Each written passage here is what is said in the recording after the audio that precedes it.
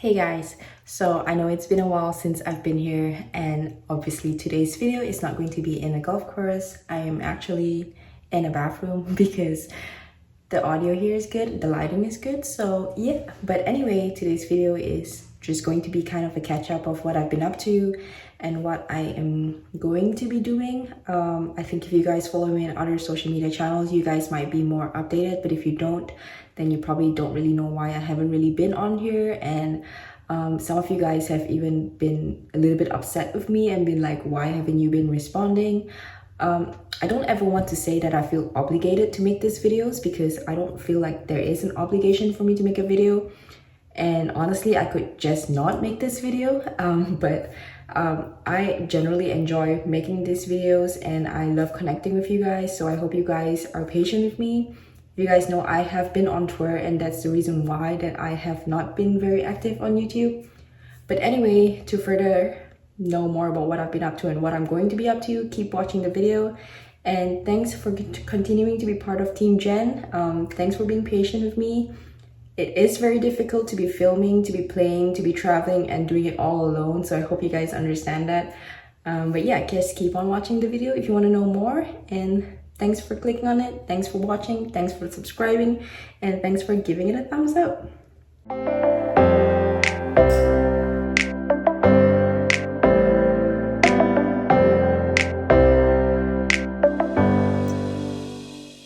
So before I get started on talking about catching up with you guys and basically what I've been doing, I want to show you guys something. So I've been working with this company called Hydragun, and you guys have definitely seen things like this before. It is a massage gun. It comes with multiple heads. I think you guys know exactly what it does. I mean, basically it's a good tool for you if you're an athlete. It's a good way to warm up your body, for recovery, for everything basically that you need as an athlete, because your body is a machine. You need it to function. In order to function well, you need it to be always be performing at its best. And obviously on the road you can't always be going for massages. That just, first of all, it's hard to find, and second of all, it adds up really quickly, which I've found out, especially in the US. It's like $100 for one session of a massage, which, bro, nobody can afford that all the time. So self-massaging is the way to go, and this has been a lifesaver for me on the road. And so if you guys are interested to purchase a Hydragun, and I have been using actually one before this, a more known brand, but I'm not going to say what brand it was, obviously. And I actually do feel like this one is way, because there's more like different settings and it's way more quiet. So you just literally turn it on, and 1, 2, 3, 4, 5, 6 settings. So you can see that's pretty strong. So yeah, if you guys are interested, I'm going to leave you guys a code down below, Genevieve20, and you can get $20 off your next Hydragun. So thanks to Hydragun for sponsoring this little tool for me. It has saved my life, and let's move on with the video. Okay, so if you guys don't know, I hope you would know to the extent of me what I've been doing this year, which is playing on the WAPT tour, which there will be another video coming up on my experience playing on the tour, but this is just a quick video because I wanted to keep you guys updated on what has been happening, because I feel like it's been a while and been getting a lot of questions, so I feel like it was time to make this video. So anyway, I played on the WAPT tour, which ended all the way basically till the end of July, and after that I came to California because I was in Texas, because I was going to play the LPGA Q School. So some of you guys have even been asking what is Q School, just to give a little bit more explanation about it. So the LPGA Q School, the first stage of qualifying was held this week from the 19th till the 22nd of August in Palm Springs, California. So basically after finishing my season on the WAPT, I don't know if you guys know, but obviously my goal was to not have to come and play stage 1, and up to the end of the season I never really knew, because if I had won any of the events, I would have basically not have needed to play stage 1, because I would have gotten into the top 5 and been able to skip this and go straight to stage 2, which is obviously my goal. But you know, that didn't happen, and sometimes things like that happen. You're not going to get everything that you want. So basically, because I did not finish in the top 5, I had to come and register to play for stage 1 of Q School. So after Texas, when I knew that I did not make it into the top 5, I had to immediately make my way to California. So since then, I was in California, basically drove over the next day and have just been practicing for Q school. So yeah, so the LPGA qualifying stage 1 is basically held in 3 different courses. So it was held in the Mission Hills golf course, the Dinosaur course, the Pete Dye course, and another course which is Marriott's Shadow Ridge.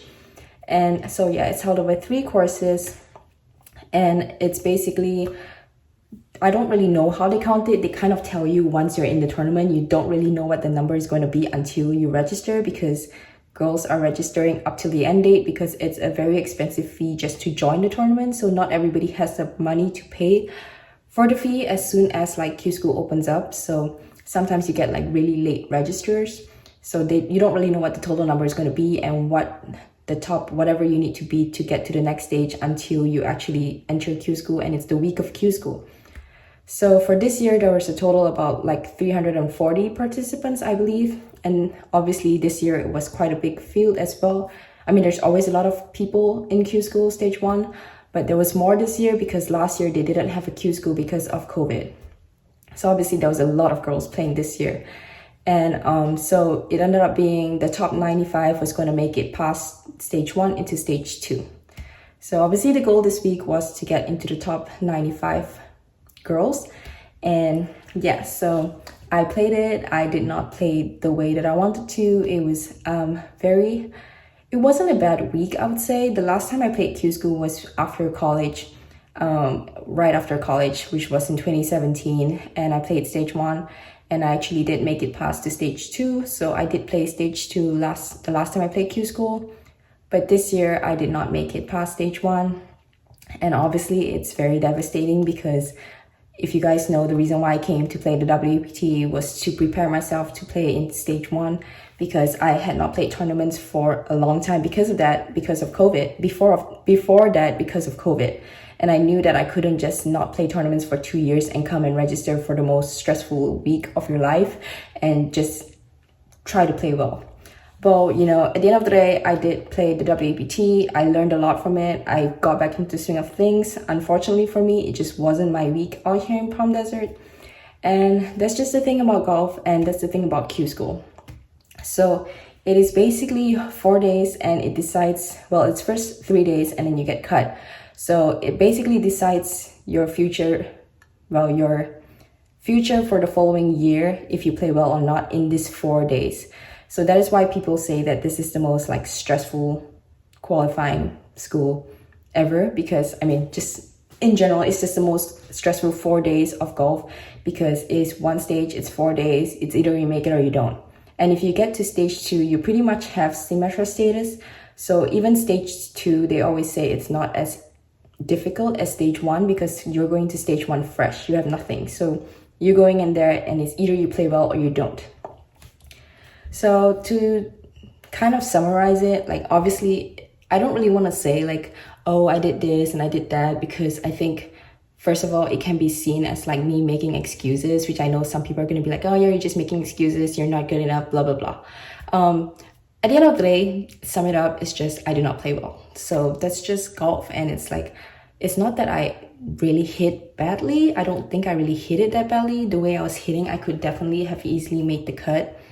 It was just that it was not my week. And that might sound like an excuse to some people, but I'm not really going to try and justify things, because I think it's very easy for everyone to pick and like, you know, just say like, oh, everything you're saying is this and that. So if you guys don't want to watch it, don't watch it. But I'm just kind of telling it from my point of view, what happened and my thoughts. So I think hitting wise, I definitely had, even though it was not perfect, it was definitely good enough to make it to the next stage. And I know that good enough is not necessarily going to be good enough to make it through stage 2 or all the way to the LPGA. But what I'm saying is, it's not my best, but it was definitely still good enough to had been able to make it this week. And the biggest reason why I did not make it was because I just wasn't making putts. And at the end of the day, if you play golf and you don't make putts, it's going to be very difficult to score, because you would have to basically not make any mistakes in 18 holes. over 3 courses on 3 different days. And we all know that every time with golf, there's no such thing as perfection. You are going to make mistakes. And the only way to come back from mistakes is to make birdies. And if you're not making putts and you're not making birdies, it's going to be very difficult to score. So that's just common sense. That's just the reality of it. You can't play golf and score if you don't make putts. And that's just what happened. I felt like I was hitting it good enough to, at least shoot even par, which would have been good enough to make it past to the next stage. But, make a few mistakes here and there and basically miss every single birdie chance that you have. And you make one mistake and now you can't come back from it because you're not making the birdies. So, it was just one of those things. My putting stroke was really good. My ball was rolling really well. I just could not see the line all week and I couldn't match the line and the speed. And I think also I played the prep events before Q school, they always have a couple of prep events where you play on the golf courses just to get used to it. And I played in those prep events and the greens and the conditions that we played in were so different that I actually kind of regret playing in it, because I would say personally what it felt to me, I don't know what it actually was, but it felt to me like during the prep events, the greens were probably playing at like a speed of 7, and during the actual events, they were probably playing at like 10. So it was so hard for me to adjust. And they didn't really cut the greens until like the day of the tournament. So you couldn't really go up there and start adjusting to it, like a week before. You literally had to just adjust to it. And I think if you did not spend, 2 weeks practicing on the speed of 7, it would have been a lot easier to adjust to the speed that it was, versus I was already adjusted to the speed that the greens were before they cut it. So again, not an excuse. Like obviously a lot of girls still could putt. I'm just saying from my perspective, if I had to do it again, I probably would not have played the prep events because they were really not representative of what the actual tournament was going to be like. Also, it was like a lot windier, so the course played completely differently. And just like the sessions that I got, again, this might seem like an excuse to some people, but this is just golf as well. It's also a matter of the luck of the draw. Like every single session that I played in was super windy, so it really changed the golf course. So basically what I'm saying here is I feel like the weeks that I spent before trying to like acclimatize to the golf course didn't really pay off, because I ended up thinking that the golf course was going to play a certain way and it played a completely different way, and I wasn't able to adjust fast enough. So that is something that obviously I will have to learn and I will have to like fix.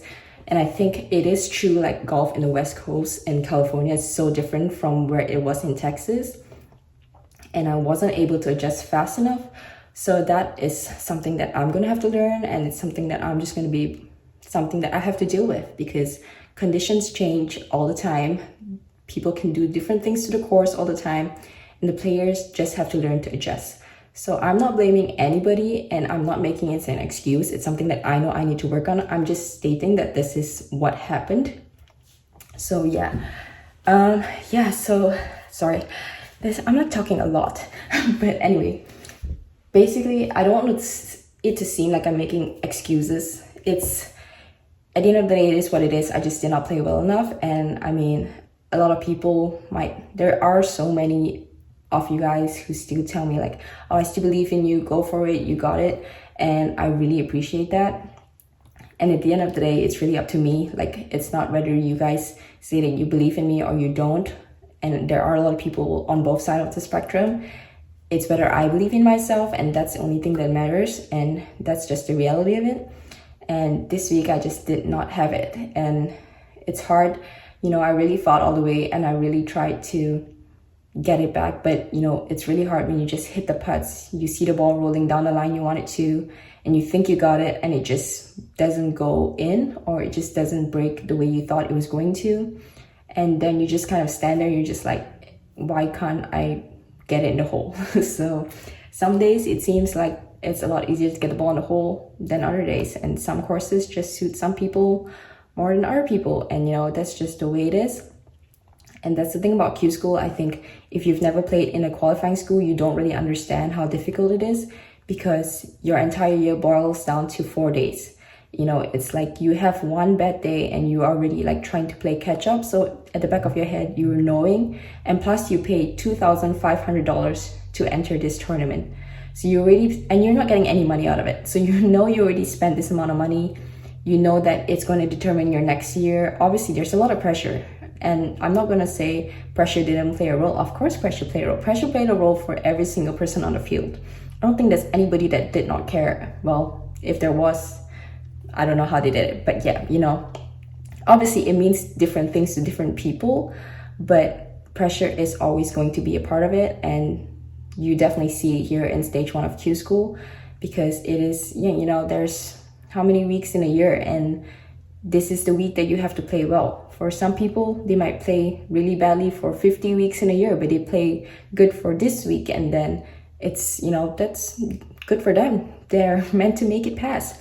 But at the end of the day, I think I just have to get to a point where me playing badly, which I wouldn't even say I played badly. Okay, I played badly, I didn't hit badly. That's the difference. So I think me not being able to convert, I still know that it should have still been around an even par score if I'm being like, not even being generous, just being realistic. There were so many shots that were just left out there, and I was just like, there's no way that should not have gone in. Or, you know, just silly mistakes, things like that. I definitely should have still been around an even par score. And I know even par is not good enough to make it all the way past the third stage probably, but it was good enough to make the cut this week. And even par is not what I'm saying the best I could shoot, but it was saying what I should have shot if I was, you know, maybe a little bit more focused, a little bit more prepared, in the sense that I was able to adjust better. And, you know, these are just things that you're gonna have to learn from. There's really nothing else to say other than that. So yeah, this is not the easiest video to make, because I know a lot of people can say negative things about it. And, you know, it's like, as I said before, I don't feel like I need to make this video, but I'm making it because you guys, there's so many of you guys that are out there supporting me, and I really appreciate that. And I don't want to take that, I don't want you guys to think that I'm taking that for granted. But yeah, anyway, all that aside, so obviously after this week, it was really hard, but I needed to figure out what I was going to do. It hit me like, I was like, crap, now I can't do what I was supposed to do. I can't stay in the United States. What am I going to do next?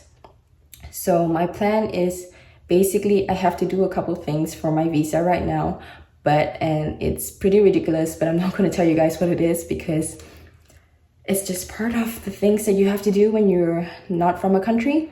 But anyway, after that, I am planning to play a few of the Monday qualifiers for the LPGA Tour, because honestly, I feel like I do have it. I just need to learn to do it, to like roll the putt in when it's necessary, when it's needed.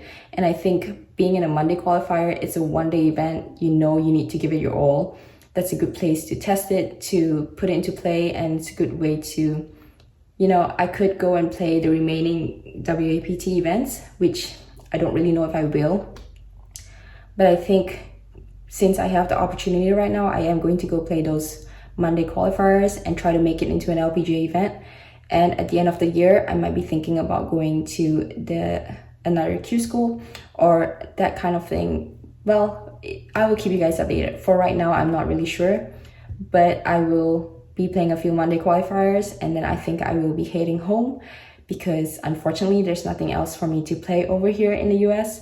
I might try again next year. I don't know. We'll see what life has in store for me, where this road is going to lead. And yeah, for now, yeah, I'm going to take a couple weeks, no weeks, I say weeks, but I can never take a couple weeks off, couple of days off to do the stuff that I need to do to be in the US and not get kicked out of the country, and just to kind of take a break, because I actually have not taken a break since the beginning of the year when I flew here in April. So yeah, I'm just gonna try to take a couple of days off and not think about golf, because I think sometimes that is necessary, and it is really hard to do for me because golf is a big part of my life. But yeah, I have to learn to sometimes divide that and put that to the side and do other things. So that is what I'm going to do right now. Yeah, that's just a mini update. I hope that kind of explained the situation to you guys. And yeah, if you guys have more questions, leave them down below. I'll try to be as interactive as possible in this post. Thank you guys for watching, if you guys watched all the way till the end. And yeah, thank you for all the supportive messages. And another thing I wanted to say is, a lot of you guys have been asking about my PayPal and like how I'm doing regarding funding, and I put this all the way at the end of the video because I don't want this to be the main priority.